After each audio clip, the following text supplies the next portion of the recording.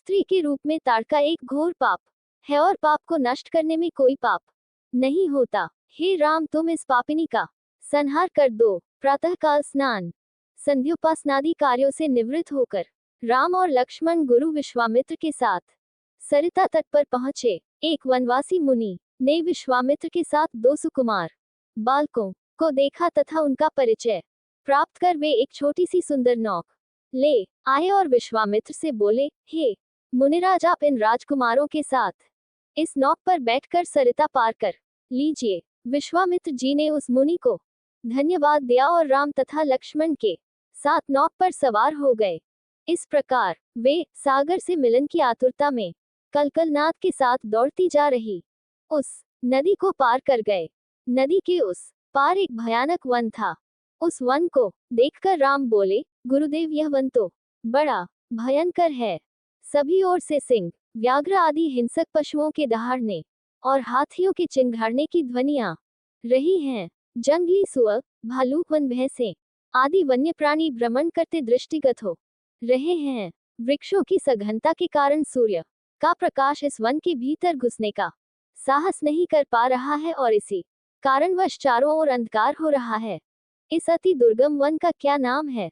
राम के इस प्रश्न का उत्तर विश्वामित्र ने इस प्रकार दिया, हे राघव, पूर्व काल में इस स्थान में वन न होकर मलदा और करुप नाम के दो बड़े समृद्ध राज्य हुआ करते थे। दोनों ही राज्य ऊंची ऊंची अट्टालिकाओं, वीथिकाओं तथा सुंदर पथों से सुशोभित थे तथा धन धान्य और समृद्धि से परिपूर्ण थे। दूर दूर के व्यापारी यहाँ पर व्यापार करने आया करते थे, किंतु ताड़का नामक एक यक्ष कन्या ने उन दोनों राज्यों का विनाश कर दिया। ऋषि विश्वामित्र ने आगे बताया, ताड़का कोई साधारण स्त्री न होकर सुंद नाम के राक्षस की पत्नी और मारीच नामक राक्षस की माता है।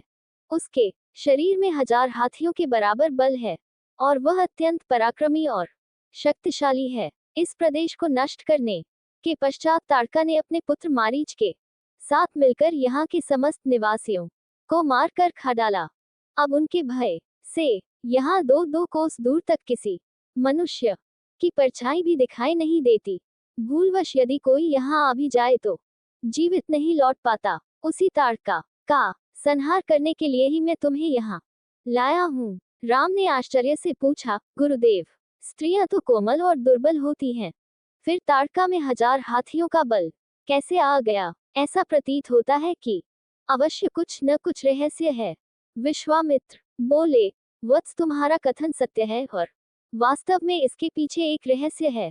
सुकेतु नाम का एक अत्यंत बलवान यक्ष था। वह संतानहीन था, अतः संतान प्राप्ति के उद्देश्य से उसने ब्रह्मा जी की कठोर तपस्या की। उसकी तपस्या से प्रसन्न होकर ब्रह्मा जी ने उसे संतान होने का वरदान दे दिया। परिणाम स्वरूप ताड़का का जन्म हुआ।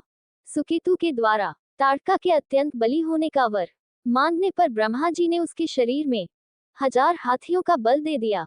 विवाह योग्य आयु होने पर सुकेतु ने ताड़का का विवाह सुंद नामक राक्षस से कर दिया और उससे मारीच का जन्म हुआ।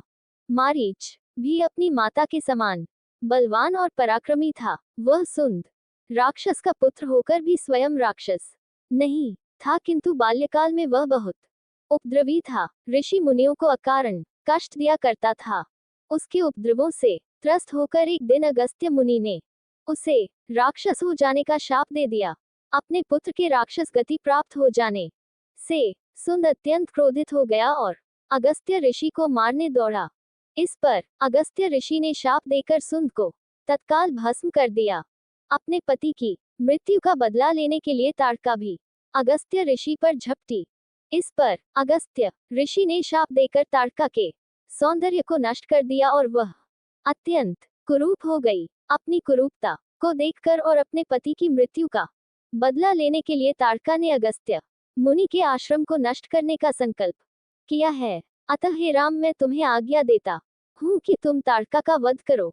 तुम्हारे अतिरिक्त इसका वध कोई भी नहीं कर सकता। अपने मन से यह विचार निकाल दो कि यह स्त्री है और स्त्री का वध मैं कैसे करूं।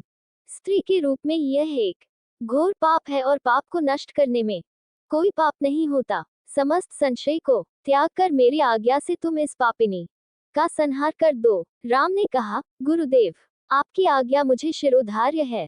समस्त मानवों के कल्याण के लिए मैं अवश्य ही ताड़का का वध करूंगा।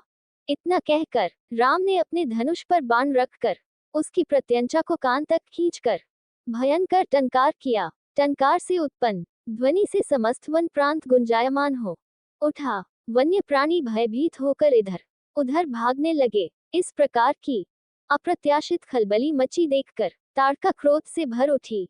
धनुष ताने राम को देखते ही इस विचार से कि कोई अपरिचित कुमार उसके साम्राज्य पर आधिपत्य करना चाहता है, वह क्रोध से पागल हो गई। राम पर आक्रमण करने के लिए वह तीव्र गति से उन पर झपटी। ताड़का को अपनी ओर आते देख कर राम ने लक्ष्मण से कहा, हे सौमित्र, ताड़ के वृक्ष जैसी विशाल और विकराल मुख वाली इस राक्षसी का शरीर कितना कुरूप है। इसकी मुख मुद्रा देखकर ही प्रतीत होता है कि यह बड़ी हिंसक है और निरीह प्राणियों की हत्या करके उनका रक्तपान करने में इसे बहुत आनंद आता होगा। तुम एक तरफ सावधान होकर खड़े हो जाओ और देखो कि कैसे इसे मैं अभी यमलोक भेजता हूँ। विकराल देहधारिणी ताड़का अपने बड़े बड़े दांत चमकाती भुजाओं को फैलाए हुए द्रुतगामी बिजली की तरह राम और लक्ष्मण पर अत्यंत तीव्रता के साथ झपटी। राम इस भयंकर आक्रमण के लिए पहले से ही तत्पर थे। उन्होंने तीक्ष्ण बाण चलाकर उसके हृदय को छलनी कर दिया। उसके वक्षस्थल से गर्म गर्म रक्त की धारा प्रवाहित हो उठी। वह आक्रमण करने के लिए पुनः टूट पड़े। इससे पूर्व ही राम ने एक और बाण चला दिया जो सीधे उसके वक्ष में जाकर लगा। वह पीड़ा से चीखती हुई चक्कर खाकर भूमि पर गिर पड़ी और अगले ही क्षण उसके प्राण पखेरु उड़ गए। राम के इस रण कौशल और ताड़का की मृत्यु से ऋषि विश्वामित्र अत्यंत प्रसन्न हुए। उनके मुख से रामचंद्र के लिए आशीर्वचन निकलने लगे। गुरु की आज्ञा से वहीं पर सभी ने रात्रि व्यतीत किया। प्रातःकाल उन्होंने देखा कि ताड़का के आतंक से मुक्ति पा जाने के कारण उस वन की भयंकरता और विकरालता समाप्त हो चुकी है। कुछ समय तक उस वन की शोभा निहारने के उपरांत स्नान पूजन से निवृत्त होकर वे महर्षि विश्वामित्र के आश्रम की ओर चल पड़े। संपूर्ण रामायण कथा हिंदी में